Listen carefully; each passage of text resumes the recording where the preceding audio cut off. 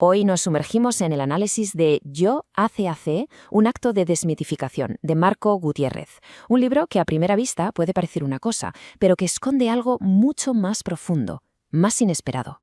Y para empezar, hay que dejar algo muy claro. Lo que vamos a desgranar hoy no es, para nada, un manual de autoayuda. Y ojo, tampoco es un texto clínico, aunque trate el tema de la neurodivergencia. Si conseguimos apartar esa etiqueta, lo que encontramos es algo mucho más extraño y sí, más difícil de clasificar. Lo que tenemos entre manos es, en realidad, el registro en tiempo real de una mente que está intentando construir su propio sistema operativo para no colapsar. En esencia, y esta es la clave de todo, es una autobiografía cognitiva. Para explorar este libro vamos a seguir un pequeño mapa. Primero veremos por qué es una autobiografía cognitiva, luego cómo funciona como un mapa de un territorio hostil, después analizaremos la arquitectura mental que describe y finalmente llegaremos a su gran conclusión, la aceptación de la finitud.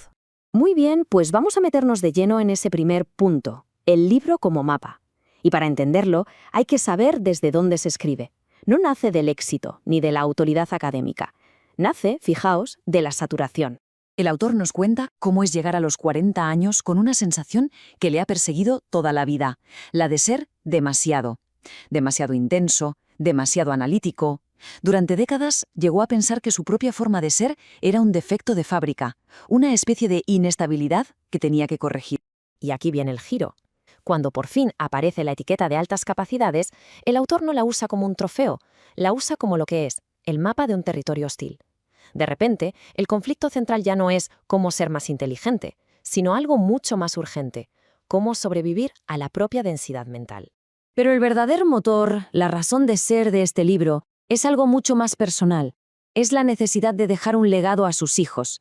No una carta de amor, sino lo que él mismo llama un manual de usuario o un código fuente, por si ellos hubieran heredado esa misma maquinaria mental tan compleja y necesitaran herramientas para manejarla sin sufrir el mismo desgaste.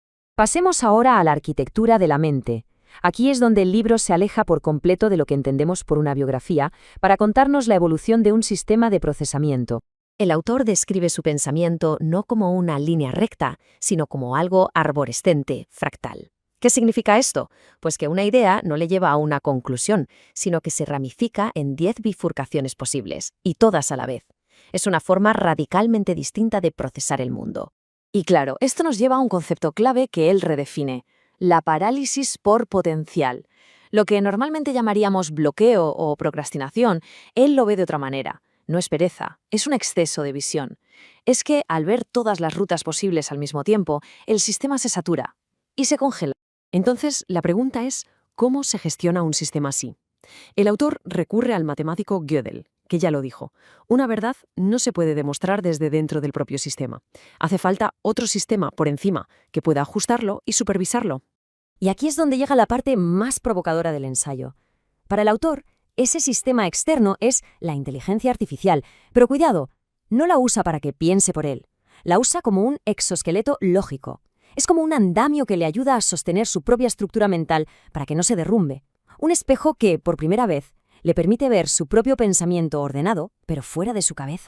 A esta simbiosis, a esta colaboración entre la inteligencia biológica con todo su caos creativo y la inteligencia artificial con su lógica y estructura, el autor le da un nombre, bioalgo.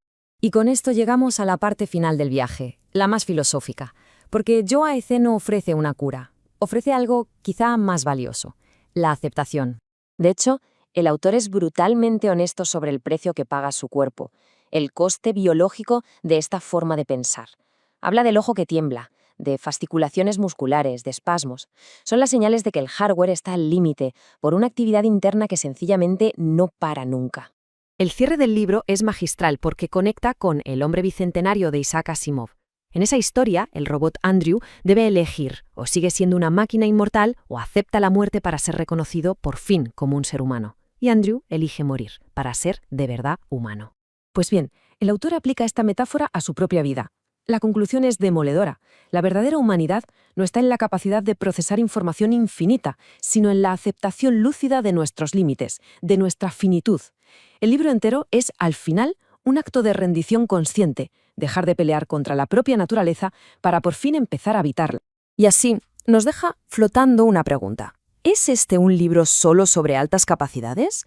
¿O es, en el fondo, un libro para cualquiera que haya sentido alguna vez que su propia mente es un sistema complejo que no necesita ser conquistado, sino simplemente habitado?